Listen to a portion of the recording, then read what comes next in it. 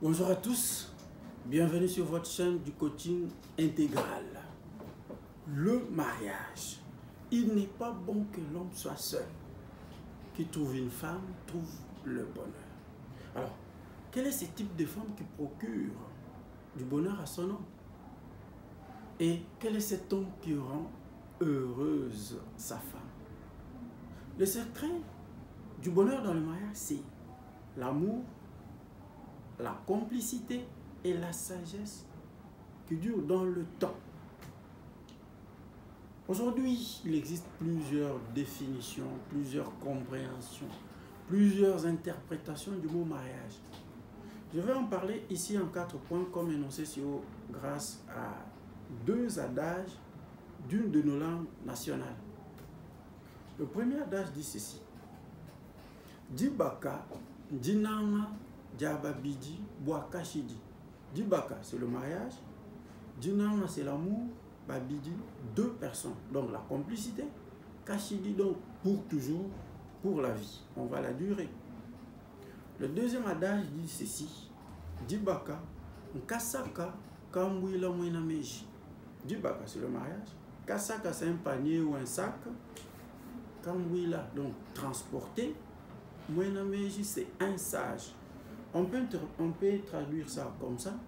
Le mariage, c'est un sac transporté par les personnes sages, les personnes matures. Alors le premier point, c'est l'amour. On parle du mariage quand il y a l'amour. L'amour est différent de l'attirance et de l'affection. On peut éprouver de l'attirance pour une personne, on peut avoir de l'affection vers une personne, on peut apprécier une personne autre que son conjoint. Mais ce n'est pas ça de l'amour. L'amour, c'est plus que ça. L'amour, c'est la responsabilité. J'ai regardé une vidéo dans laquelle une femme atteinte de la maladie d'Alzheimer qui n'arrivait plus à reconnaître son mari. Alors celui-ci était là, assis, à côté de sa femme, avec leur album des photos du mariage. Il essayait en vain d'expliquer à sa femme comment ils se sont mariés, où est-ce qu'ils se sont rencontrés, les lieux, pour essayer de raviver un peu le souvenir. Et la femme était là en train de le regarder. À la fin, il dit, ah, je suis marié. Le mari dit, oui. Où est mon mari? Et le monsieur était là, avec la photo du mariage. Il a fondu en larmes. Et le mari dit, même si elle ne me reconnaît plus, mais moi, je sais que c'est elle ma femme. C'est ça l'amour.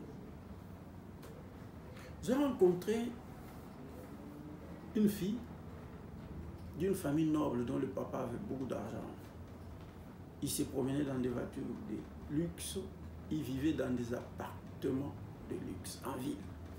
Mais cette fille s'est mariée à un monsieur cultivateur plutôt, qui a habité la périphérie, dans une petite maison en paille. Et quand sa famille venait lui rendre visite, des fois il n'avait même pas cette chaise pour s'asseoir. Et elle ne cessait de dire à sa famille qui s'indignait de sa situation que je l'aime et je me sens bien avec lui. C'est ça l'amour. Aimer quelqu'un, c'est l'accepter tel qu'il est, sans vouloir le changer. L'accepter avec ses qualités et ses défauts. Mais chercher à l'améliorer pour qu'il devienne meilleur. Il y a des gens qui ont eu une attirance sexuelle à l'issue d'une soirée et puis ils décident de se marier pensant qu'ils vont s'aimer avec le temps. On ne se marie pas sans amour, pensant s'aimer avec le temps. Il faut être prêt et se sentir capable de supporter l'autre pour enfin s'engager. Et l'amour n'est plus non plus un coup de foudre. Le coup de foudre est une illusion passagère d'une soirée, un plaisir d'un instant. La deuxième chose, c'est la complicité. Le mariage est une complicité entre 2 personnes. Le mariage est fait pour 2 personnes, pas plus. On ne peut pas aimer 2 personnes d'une même façon. Les gens qui sont polygames, là, c'est qu'il a aimé une personne et il a été attiré par les autres. les histoires de maîtresses, des amants là. C'est généralement le fait d'avoir déjà habitué son corps à plusieurs partenaires avant le mariage. Et l'habitude étant déjà installée, on a difficile à se contenter d'un seul partenaire ou d'une seule personne. C'est pourquoi il faut de la discipline et de la maîtrise de soi. Sinon, aucune justification ne tient en ce sens-là. Parce que le sexe, c'est comme du sel dans la nourriture. Tout comme on ne peut pas terminer un sac du sel en une journée, on ne peut pas aussi être totalement comblé sexuellement en un instant. C'est impossible. C'est comme la nourriture. On mange chaque jour et toujours. C'est comme ça que la sexualité, c'est un art. Et en tant que tel, ça s'apprend. La troisième chose, c'est la durée. On se marie pour toujours. Forever. Pour la vie. Jusqu'à la gare, comme on aime bien le dire. On ne se marie pas pour divorcer après. Le mariage n'est pas comme le sel dans la nourriture que tu mets et puis tu vas goûter. Et puis essayer, déguster. Si ça ne va pas, puis tu te retires. Non. Sinon, tu vas goûter, essayer plusieurs fois jusqu'à être dégoûté de tout. C'est pourquoi il faut prendre du temps à mûrir la décision avant de s'engager. C'est ça l'importance même de la période de fiançailles qui, malheureusement, a été transformée en mariage où on fait tout. Il y a des fiancés qui se comportent comme des mariés. Ils se consomment copieusement. Et à la fin de fiançailles, ils se rendent compte qu'ils ne sont pas compatibles sur le plan comportemental. Mais ayant déjà créé un attachement émotionnel et ayant découvert les prouesses sexuelles, ils décident quand même de se marier. C'est vrai qu'il y a des choses qu'on ne peut pas supporter comme la violence conjugale et autres. Mais retenez que toute rupture amoureuse est toujours douloureuse. Quatrième chose, c'est la sagesse. Pasteur Joël Kabassele parle de mariage intelligent. On a dit tantôt à l'introduction que le mariage était fait pour les personnes sages, les gens matures. Le mariage, c'est pour les grandes personnes responsables, pas pour les enfants. Et être grand et responsable, ici, ne dépend pas de l'âge. Retenez que le mariage n'est pas un fleuve d'eau tranquille.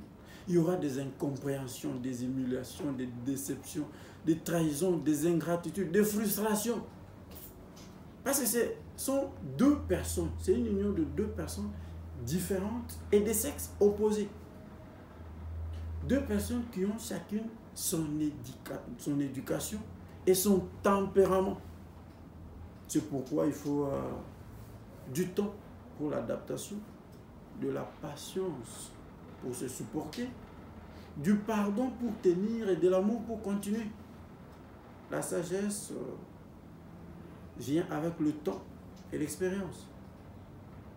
Le mariage est basé sur la confiance mutuelle.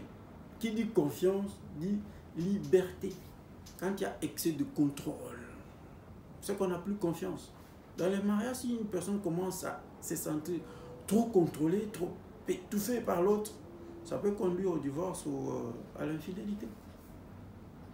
Dans le mariage, c'est la femme qui est la maîtresse de la maison. Et c'est elle qui garantit la paix sociale. Et cela passe par la sagesse.